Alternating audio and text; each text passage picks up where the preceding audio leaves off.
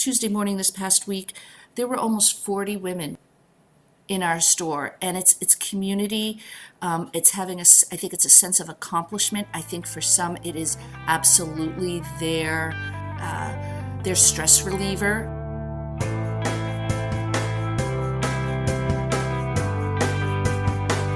Welcome to Zestful Aging, where I talk with fascinating, talented, and inspiring guests who reflect on the adventures and challenges of aging and who are living their lives with vibrance and purpose. I'm your host, Nicole Christina, psychotherapist, writer, and fellow Zestful Ager.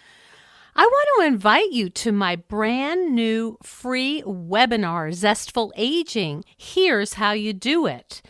You can sign up at NicoleChristina.com. Last week, we spoke with Margaret Zhao, who grew up in China during the Cultural Revolution and who's wrote a beautiful book called Really Enough. And then next week, we're going to be speaking with Marianne Suko, who is a nurse and an author. She's part of the collaboration of All's Authors. Well, I have my Jack Russell Terrier Sparky right beside me and my coffee in my hand. So let's begin.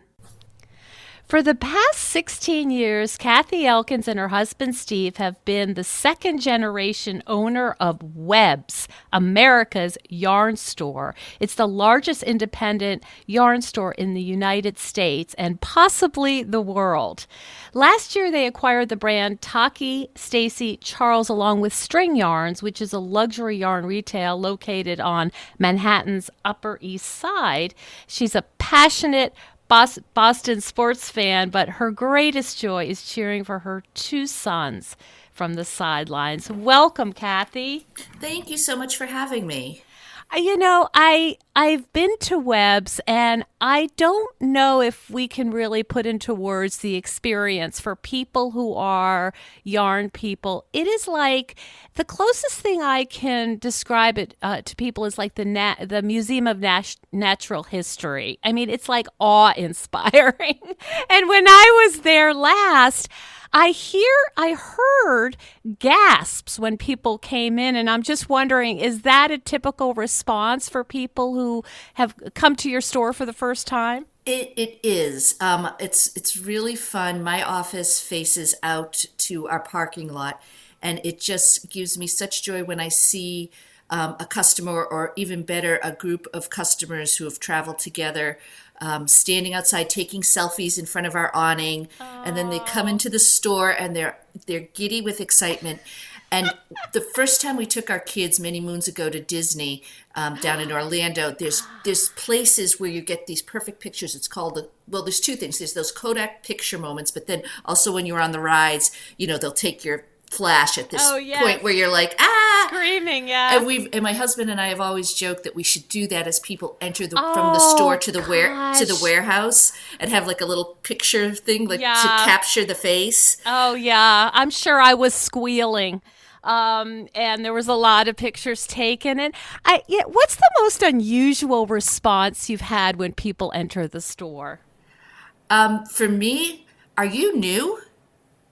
Is this store new? Did you just open? And on days when I'm feeling really good about things, I'm like, wow, there's still so much opportunity out there. This is tremendous. I got to roll up my sleeves and, get our name out there even more. And then there are other days where it's like, are you kidding me? And I just want to, and I walk back into the office and I'm like, honey, I think it's time to fire me because I'm obviously not doing my job effectively. You're jaded. And you've been doing this for 16 years. Tell me how you came to be the co-owner of the largest yarn store. Sure. My mother-in-law founded our company back in 1974. She had a partner at the time, and it started in the basement of the house where my husband grew up, and my in-laws still live in the same home. And she and her partner started teaching weaving.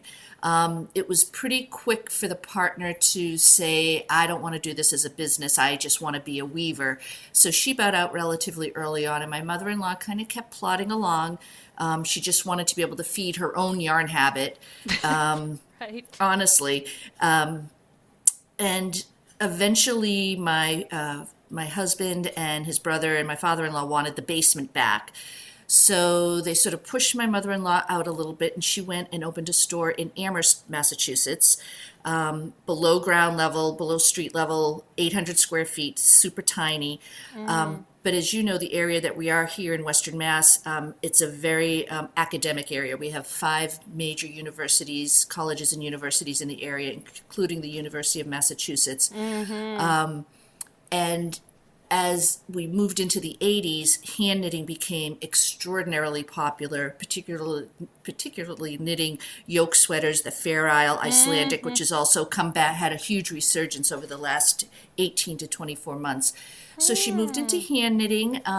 She and my father-in-law started doing a lot of mill ends when there was a textile industry here in the U.S. They would go to the South, and as my father-in-law tells the story, they would go into town, find the water tower, and inevitably there was a textile mill not far from there. Oh, fascinating. And this was way before technology existed, so he could go to a mill that might be making sweaters for Ralph Lauren, but things weren't all calibrated. It wasn't computerized, so they might have 100 pounds of navy blue yarn left over, 42 pounds of red, 12 pounds of green. He would make a deal, bring that back, and that was sort of how he started sourcing yarn to a certain extent. So mill-ins were a very big part of the business. And in the mid-'80s, my father-in-law actually left his tenured position as a professor in the business school at UMass and joined my mother-in-law in the business. And it just sort of rolled from there. Because we have a very transient population here with the students, we'd get customers who were here for 4 years undergrad or 2 years as graduate students, whatever the case may be. But they wanted to keep buying from us, so we started mail order. So as the internet came to life later in the company's history, it was a very easy I transition from see. us. You were For ahead us. of your time. Where where are we in the kind of in the culture of knitting right now? I remember when Stitch and Bitch came out, and that was like a really big deal, and some novels came out that were I think widely read. Where are we now? My sense is that people are so busy they can't even make themselves a warm meal half the time. It's the technology that has afforded us a lot of the success on the internet has also been a detriment at the same time. Netflix is great because people can knit, but holding your phone and keeping your face buried in your phone does not allow you to knit because you're holding your phone. So that is definitely something that has been a challenge for us. And, I think for our success, we need other smaller local yarn stores to also do a very good job because we may have a customer out in Missouri. I always have my imaginary customer, Susie in Missouri. Susie in Missouri may order from us from time to time, but she also has an LYS, a local yarn store that she can go and have her greater community, take a class, do a drop in. And if that store isn't making it compelling for Susie to come back in, Susie might start to quilt or I glass see. blow or do other things. So, it's really important. And I think the average local yarn store, it's hard. Most of them are 1 or 2 people operations, which is Yes. hard. It's hard to be capitalized. It's hard to do all of the things that I have someone who just does social media for me. I have someone who just does email marketing for me. And for the average owner, it's really hard to do all of those things, do them well, and still run a really good business. So I don't envy the smaller stores. It's really hard, and I applaud those who continue to have success, because it all boats, all of us rise together. I see. It's interesting. I'm in upstate New York, and in the area, we have three local yarn stores about half an hour from us, and two of them have closed. And what I've talked to the owner of Yarn Cupboard, and what she said is a lot of it depends on the weather. And it's very temperamental. So, in upstate New York, if it gets at all, above freezing and there's not a blizzard, people are outside. And so if it's milder, a lot of it is out of your control. There are, and for us, it's this past week was great because a year ago we had a snow day and we're closed. So when we lapped that, it makes the numbers look really great. Or if we have a great day where we sell a loom, Steve will be all excited. Oh, we sold a computer loom today, which is a very huge purchase in our store. And I just Hmm. look at him. I'm like, yeah, but honey, we're going to have to lap that a year from now. So just remember that because a year from now you're going to be sad. It's a false bar that you're setting. Yeah. What do you think is so special about knitting? Because I think the word is out that you can go to Marshall's and buy a hand knit sweater for a portion of what you can knit it for. And I think it's sort of hard to put into words for people who don't love knitting. What's the point? I think there's a couple of points. One, I think it's about creating, making, and creating. And it's interesting because our customers who are knitters and weavers for that matter, but more so on the knitter side, knitting isn't the only thing they do. They're creative by nature, Mm. some more so than others. But then I think it comes back to the community. We do a drop in, a free drop in, where people can come and knit together. We have someone moderated to help with problems or issues. It's not a class, it's just I'm not reading this pattern right or whatever.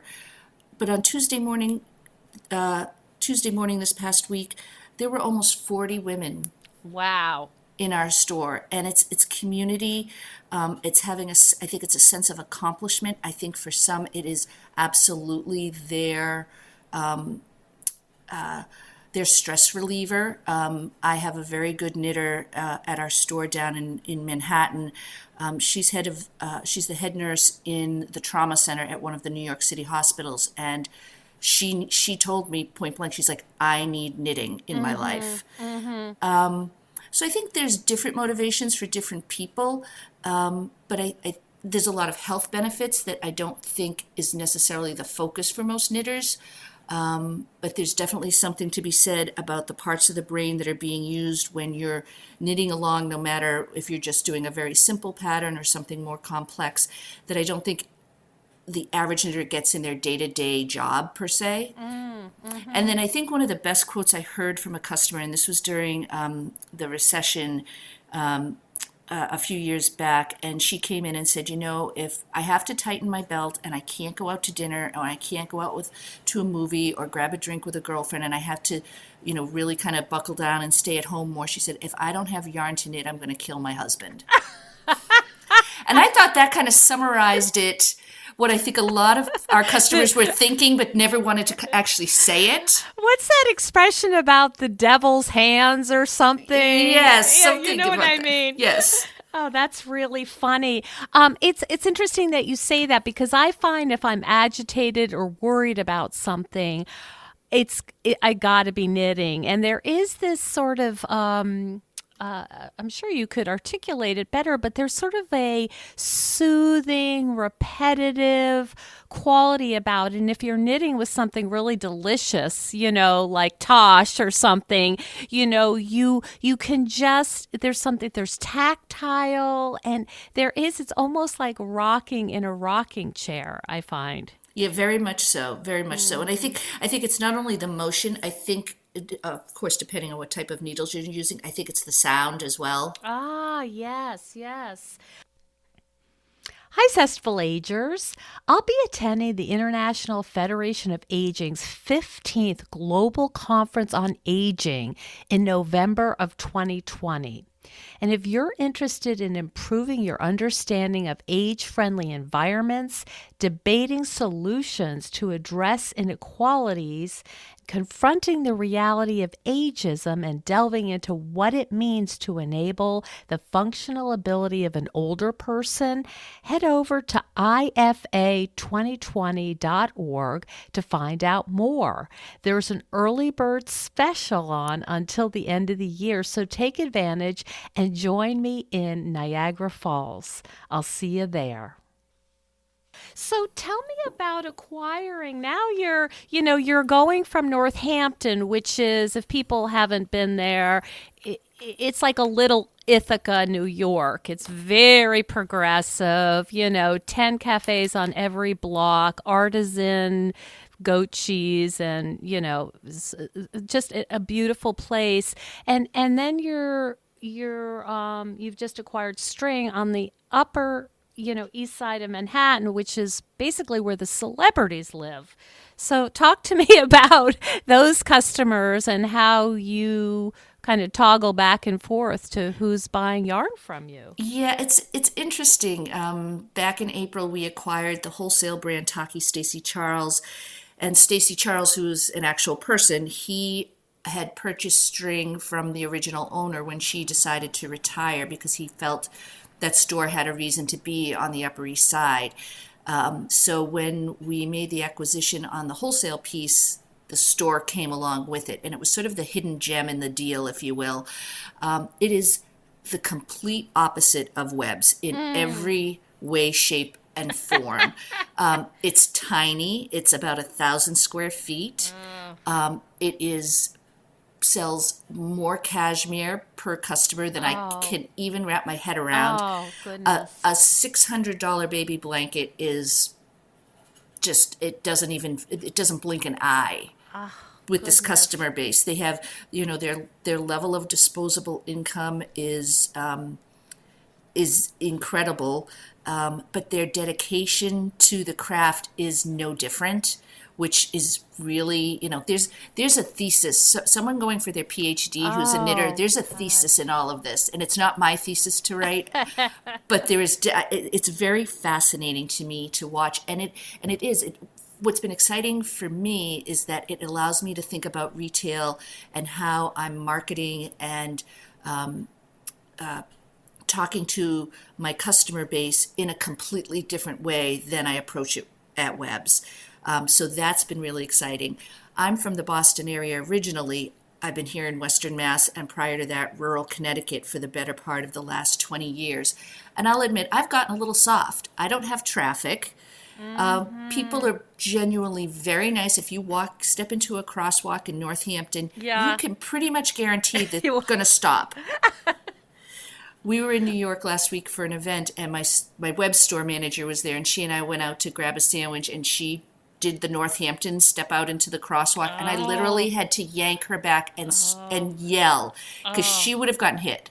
oh, goodness. I'm like, Bonnie, you can't do that here in New York City. What a cultural shift. I'm thinking about, for the people who haven't been to your store.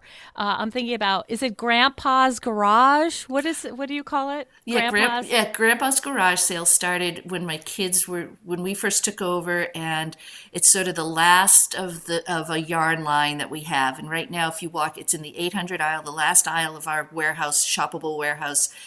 And right now, it's full of oranges and browns and greens Mm-hmm. the last of a yarn that was discontinued or closed out. And it was just a fun way to, we're a family business, true and true, from the beginning to even as big as we are today. The family aspect is still really important with us, both from how we market ourselves, but how we operate internally with our Mm-hmm. team. And Grandpa's Garage Sale is a picture of my father-in-law and my kids when they were so adorable, cute, and young, and still here at home. And we just felt like that it just fit with who we are as business. Mm-hmm. Mm-hmm. So we get to have some fun with it instead of it just being like, get the last bits and pieces. Yeah, We can have some, 40% off. Oh, yeah, instead of it just being, the same old, we can have some fun with it. and correct me if I'm wrong, but was a telephone company warehouse, correct? So you're going in and it feels, I mean, it's beautifully laid out. There's great selection, but it feels like, a warehouse. And then I'm thinking of String, which is tiny and all about cashmere. Yeah, it's interesting because the warehouse was a telephone company building. You can still see the yellow lines on the floor where the trucks would park. And if you stop and look, the floor grades ever so slightly into the middle because when they'd wash the trucks, the water would flow into a drainage Oh, system that we've since filled in. And it's nothing that's not safe to walk on, but sure. it's very, very gradual. And a few years in, we upgraded the lighting in the warehouse, and our customers were not happy about that. They're like, it feels too fancy out here now. Oh, We're like, well, you don't need too miner's hat any. fancy. Like, you can actually see the colors now. We thought we were helping. That is Yeah. hysterical. Yeah, yeah, I'm right. I'm right into the grandpa's Whereas, garage. That's whereas you walk into String and it's on the second floor, it overlooks Lexington Avenue, which oh is, the gosh. hub of the Upper East Side. The table where they do their drop-in and classes it's marble and has a beautiful chandelier over it. Oh my All of the gosh. I fixtures love are, it. yeah, it's white with loose, it's beautiful. The It store is, must be. it's really, really It beautiful. must be. Yeah, it'd be fun to do a coffee table book on yarn stores in the US. Because Yeah, there's some that's great ones, and there's some great yarn store owners, regardless of the size of their space, that have done. There's a beautiful store in Tulsa, Oklahoma. There's a gorgeous store down in Virginia, another one down in Atlanta, where the owners have really, put their stamp and personality on those stores, and they're just delightful. how that sounds wonderful. So one of the things that we've talked about on this podcast is women doing really interesting things, things they love to do, putting their heart in it, putting their talents and gifts. And you also are launching your boys. How do you navigate all of your roles? Because you've got a lot of roles, you've got a lot of things going on. It's interesting. I do have a lot of roles, and I feel, I have one. My oldest son is a freshman in college, so he's away now, and our younger one is away at high school, and I feel like I'm almost busier now than I was when they were here. And I think about that a lot. I walk every afternoon or try to walk every afternoon. And that's something I've been contemplating a lot. And I don't necessarily think it's that I'm more busy. I've just replaced some of the activities and responsibilities that I had when the boys were here at home with other things that had to take a back burner. And it's an interesting shift. Both of my kids are athletes, so every weekend we're traveling to where my older son is a runner. So right now we're in indoor track season, so we travel every Saturday to see him run wherever he is because it's mostly here in New England. Uh-huh. Our younger son is a golfer, so there's not much going on with him right now. But once the spring and summer hits, we try and be as supportive as we can. But it's just I hate the term work-life balance. I don't look at it that way only because I love what I do. But as the years progress, I'm trying to do, I guess, a balance of what I love work wise, but what I love personally as well. I mean, I've had the best of both worlds. Running my own business, it's 24/7, it never stops Mm-hmm. for Mm-hmm. sure. Yep.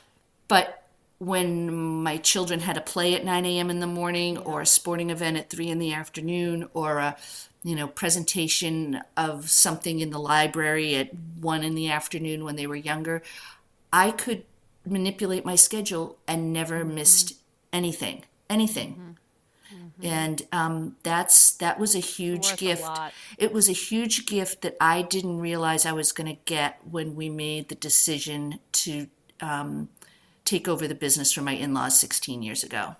How has it been for you launching your boys? That's you're right in the same phase of life that many of our listeners are in. Can you talk a little bit about that process for you? It's still a little bit new. Yeah, it's interesting. The greatest career I've ever had is being their mom. By far, it's the legacy I want to leave behind. There's certainly a business piece I want to leave behind, but launching my two boys to be successful in whatever definition that is for them, productive members of society is the best thing I can do in my lifetime. And I have glimmers that the older one I think I'm going to be okay on. And I feel that way with my younger one too. But I've seen my older son, who's a freshman at college, really coming into his own these past few months. And it's really rewarding. We're a very close family. I'm very fortunate. My boys are very communicative, and I hear from them every day. They both chose to go to boarding school, which was not high on my list. So they have been out of the house since they were 14. And that has been way harder on me and for my husband in particular than for them. I think it's also part of the reason my older son is having such great success at college, because he just knows what he's doing. He's got it together. He knows what he has to do to get the work done. He knows how to. They're both very independent, relatively street savvy, and I think them pushing to do that and us supporting that was for who they are as human beings, as teenagers, was a really good decision, as hard as it was for my husband and I to do that. Were you able to talk to other people at work and your friends about launching your kids and what that was like? Yeah, I have. It's interesting. I have a few folks who work for us who have kids in around the same age, and certainly I have a network of friends from when my kids were growing up. Some of which stayed.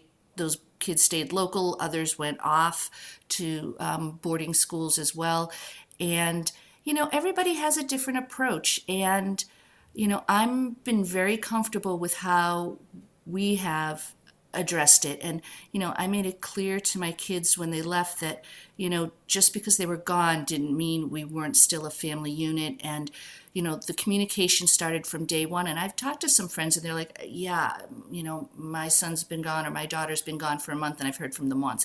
Yeah.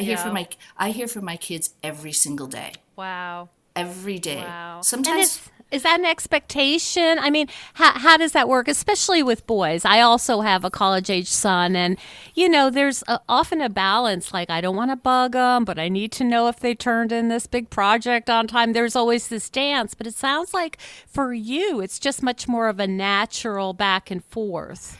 It is, and I can't explain what it is that we did as a family, as parents, other than I kind of go back and think about the fact that I was so flexible with my work schedule and could be there. I did afternoon pickup from school when they were here locally every day until they left. Every single day I was able to pick my kids up from school unless I was traveling. And I had another family who did the morning drop off, and so we had this wonderful ability to be there for our kids in a way that if I had a corporate job, which is the path I was going down prior to having kids and then taking over Webs, that I wouldn't have had that flexibility. I would have been able to get there for the big things and maybe some smaller things, but not to the extent that I was able to do. I wouldn't have been able to do school pickup every afternoon, that's for sure.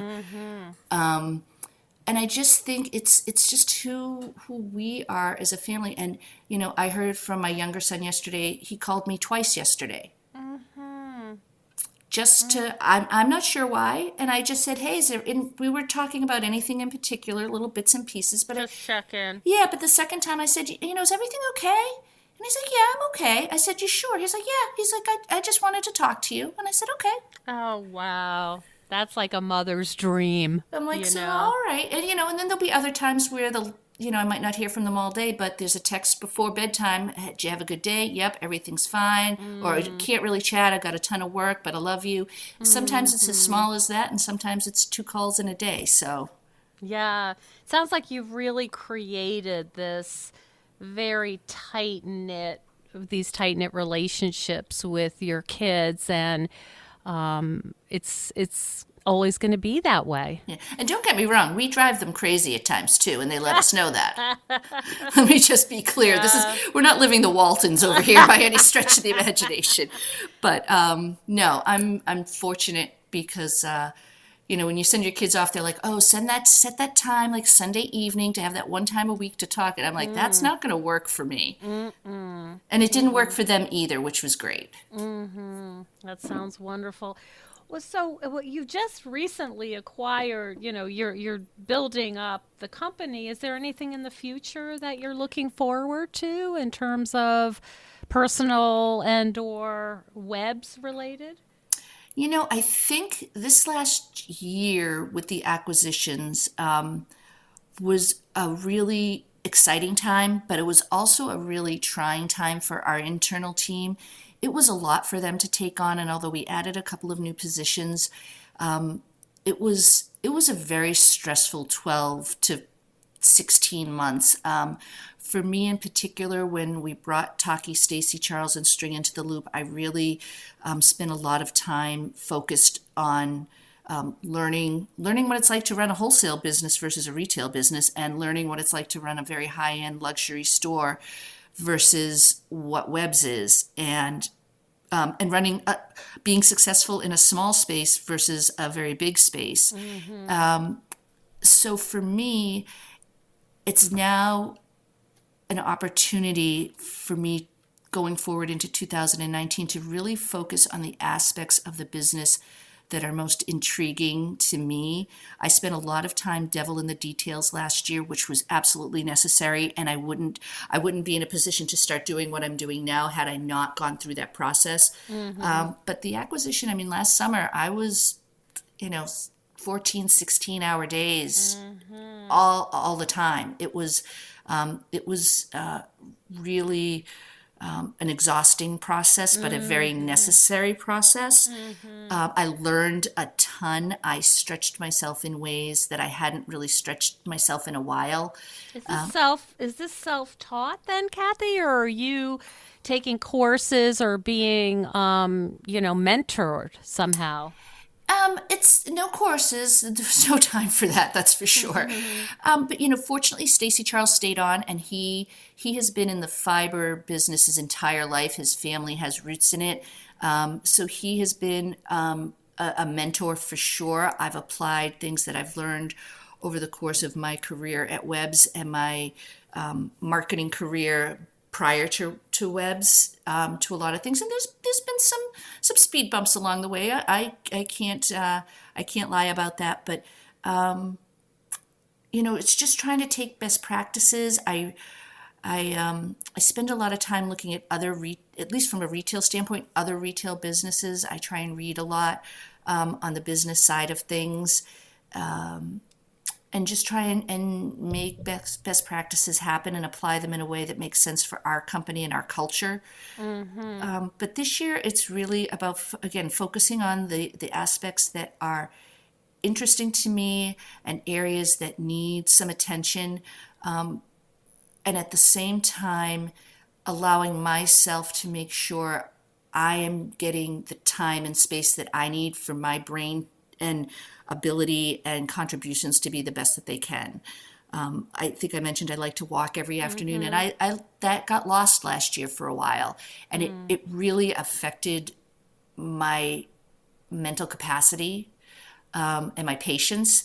And I made a vow that I was going to get back to that this fall, and I did, and it Mm-hmm. really it made a huge difference. And Mm-hmm. it became crystal clear that having that space is critical for me to be Mm-hmm. the best that I can be, both personally and professionally, for all of the people that are dependent upon me. Do you also knit for your own stress reduction? I can knit. I started a scarf for somebody at Jonathan's school who was very, very kind during an injury that Jonathan had, and really reached out to me and was very helpful and assuaged all of my worries. And I started it in mid November with the hopes of having it done in a month. And I just finished the first ball of 4 balls that it's going to take. So now my Mm-hmm. goal is, hopefully before they hit March break, I will get it done. I have some Mm-hmm. I have some flying time ahead of me over the next month. And Mm-hmm. I'm a slow knitter. I am not an expert knitter. I actually learned to crochet as a child from a woman from Germany who lived across the street from where I grew up. And she taught children in my public school system who sort of operated a little bit slower pace than academically than some of us, and she was the art teacher for them. So she would do projects with me on a weekend that they might take the entire next week to do. So she would sort of work things out I was sort of her guinea pig, if you will, her test market. So I learned to crochet. So when I learned to knit, I struggled with it and didn't really like it when she tried to teach me to knit. So I never stayed with it. And then my mother-in-law, when I was dating my husband, attempted to teach me to knit. And again, it was like, oh, these two sticks and these stitches don't make sense. Give me a hook that's so much easier. And then when we took over, I actually took beginning knitting. And again, I can knit, I can help customers, but I'm not an expert knitter. My team, especially the retail team, can knit circles around me. And the majority of my customers can knit circles around me. And that's okay. A lot of shop owners come into owning a knitting store because they are great knitters and they think it will be fun. And it can be fun until you realize it's a business and there's business things that just being a great knitter isn't necessarily enough. And I am a business person first. I have always been that way. I have worked since I was probably 12 years old, starting to babysit. I worked in a crummy fast food restaurant in high school, and I would work the morning shift during the school year on weekends because there was like a 25-cent pay differential back in the day. In the summer, I would work the closing shift. So I I'm could getting the picture here, and now I understand the 16-hour days. I have a really strong work ethic. I come from a blue collar family, and it was necessity. That's what you did. And my husband's the same way. We're both kind of cut from that same mold, right, wrong, or indifferent. It's who we are. And you have to work smarter, not always harder, but sometimes you do have to work harder. Yeah, I think that's really true. And even when people are learning to knit, you can't make a beautiful lace shawl on your first try. It takes a lot of duds to be able to get there. And I've been knitting for probably 30 years, and I'm still challenged by, following charts. And there's so much to learn. And I tell the new knitters that come into the store, especially ones who are interested, or someone I meet somewhere who wants to learn to knit but feels very intimidated by it. And I said, look, you don't have to do, beautiful Fair Isle colorwork sweaters or, super fine lace, incredible work. I said, if you just do the two basic stitches, knitting and purling, I said, that's fine. You can do a whole lot with that. I don't go very far beyond those boundaries myself with my knitting. I can't handle anything more complicated. I have enough complexity in my life. It's supposed to be relaxing. It's supposed to be relaxing. And, if so I tell them, don't feel like, some of these, garments that we have on display, like, oh, I'll never be able to do that. You probably can, but if you choose not to, that's okay. This is supposed to be fun and relaxing and interesting and community, and being able to use different parts of your brain and shifting to a different gear than what you do, whatever it is you do during your day, whether it's an at-home work situation, even just running the family full time, or whether it's managing both with an external job. So I really try and encourage folks, and not just with knitting, with crafting in general. You don't have to be Picasso. You don't have to do the most beautiful quilts that are going to, known to mankind. Yeah. If it's interesting to you, you can do it in a way and keep it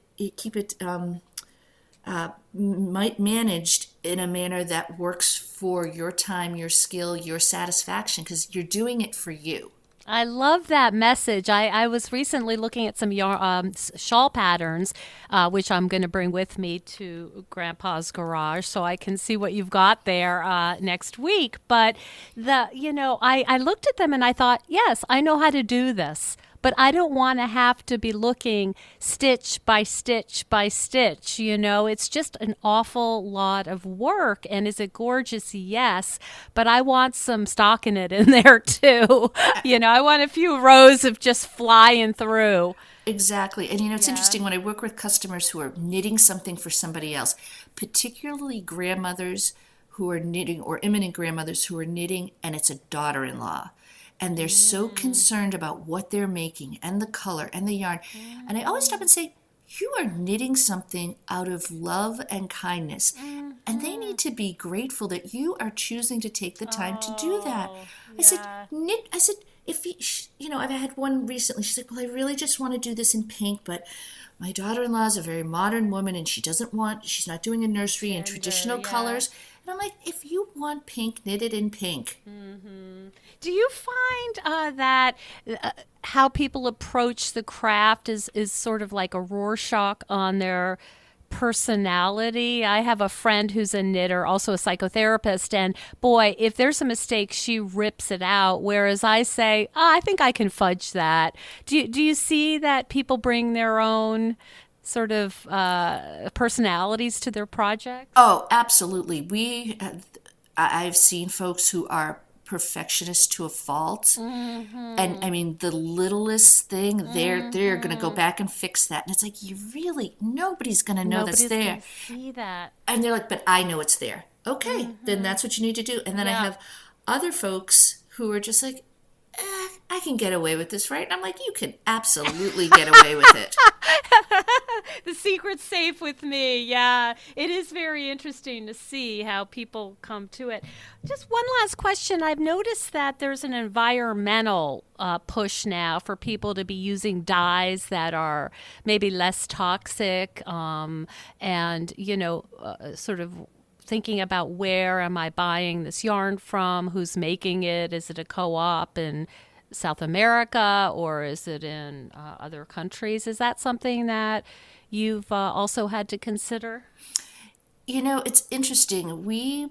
Especially where we're based in Northampton for our shop, being green, being environmentally conscious was a thing in our community before it became a thing in most other parts of the country. Mm-hmm. And early on, when organic yarns came to market, a lot of times the fiber was organic, but then the dyeing was commercial, and that didn't resonate. That was one plus one did not equal two in that scenario. Mm-hmm. The natural dyeing is a wonderful process, but it too uses an awful lot of water. Ah. So, there have been some success stories there. I think overall, for us personally, we have seen folks much more interested in what they're putting into their bodies in terms of it being natural and organic than what they're dressing themselves in. And that's not to Mm-hmm. say there hasn't been definitely pockets where certain products have had a great following. It's just like made in the USA. We get people who ask for made in the USA, and we have sourced made in the USA yarns of our own, and we've also purchased them from other suppliers. And it's a very expensive proposition. And Ah. people want it until they have to pay for it. And again, I think Ah. it goes back to that balance of, are you willing to spend a little bit more for the farm fresh that you're putting into your body Yeah. than what you're putting on the external part Yeah. of your body? And McDonald's is cheap. Yeah. I see. Yeah. Unfortunately. Yeah, that's very interesting.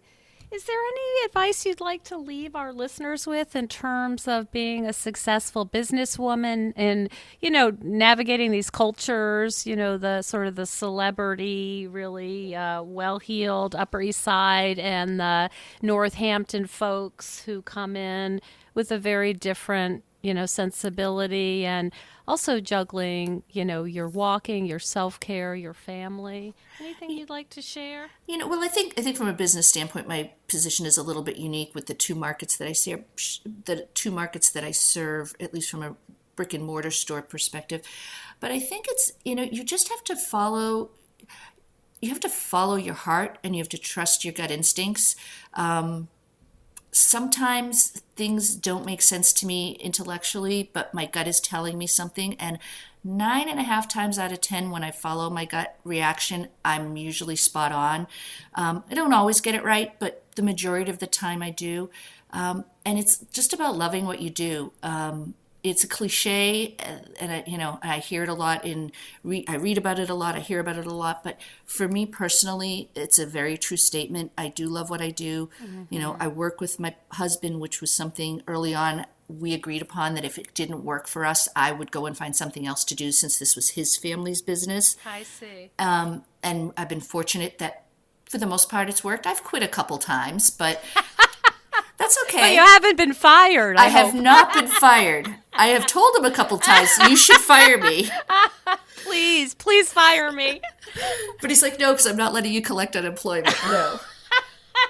So, just follow your heart, and everybody's situation is different. And what again, going back to what I was saying about my kids, the flexibility I have versus the woman who, has a mid-management job or an administrative level job or a corporate, very high level job. The f- the flexibility I had is much different. But I think just doing what makes you happy, and how we chose to raise our kids and the decisions we made. I'm sure there's a lot of listeners who are like, oh my God, she sent her kids away to boarding school. No, my children chose. This was a choice. And that's a whole nother conversation that I won't get into. But, it was things that we've just been supportive of one another. And my kids are extremely supportive of what my husband and I do. And they have on more than one occasion expressed to people outside of our family how hard my husband and I work. And the fact that they see that and understand that is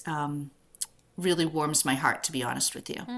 Oh, it's so nice when your kids do things that you're hoping they do, because they'll often, of course, do things you think, oh gosh, that's a bad habit they got from me.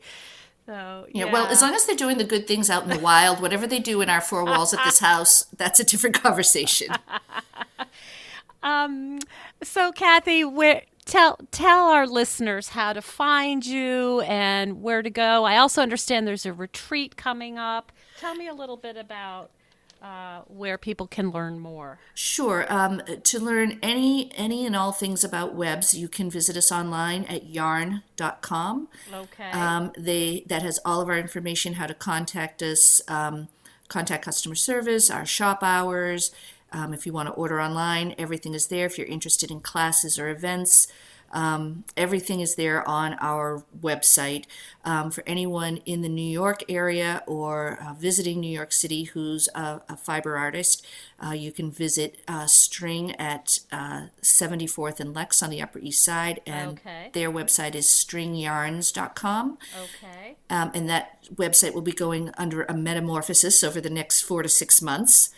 So Okay. bear with us during that process. And yeah, those are the easiest ways. We're all over both companies, and including Taki Stacy Charles are all over all of the expected social media platforms. So if you're interested in Okay. following us there, Facebook, Instagram, Pinterest, Twitter, all the regular All of places. them. All of them. Well, thank Yes. you so much for talking to us about, your life in yarn and, your balancing family and how you make decisions and just where you are in your life right now and and the transformation and the evolution that's occurred. Well, Nicole, thank you so much for having me on. I was touched when you asked me to be a guest on your show, and it's been wonderful speaking with you. Thanks. Take care. Thank you so much for joining us on Zestful Aging. If you like the podcast, please share with some of your friends. I love to hear from my listeners. Send me an email at NicoleChristina.com. And next week, we're going to be speaking with Marianne Suko, who is a nurse and an author. She's part of the collaboration of All's Authors, and she writes from her own perspective as a nurse about the experience of dementia. And these are fictional books, but they're really beautifully written and have won some lovely prizes. And please consider becoming a patron of the show. You will get access to exclusive bonuses, and you will be part of the Zestful Aging community. Keep us going strong. Go to patreon.com/zestfulaging. See you next time for another episode of Zestful Aging.